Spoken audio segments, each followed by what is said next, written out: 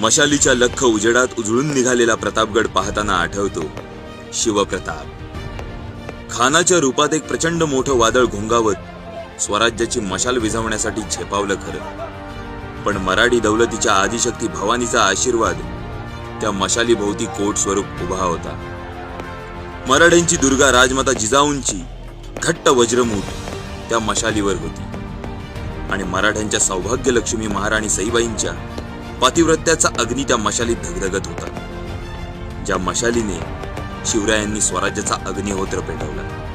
गडेओ, चला प्रतापगडी पेटवू मशाल. जाज्वल्य इतिहासाची, ज्वलंत पराक्रमाची, मराठ्यांच्या शौर्याची, हिंदवी स्वराज्याच्या अमरत्वाची. मशाल पेटवू अधर्मावर मिळवलेल्या विजयाची. मशाल महोत्सव, प्रतापगड.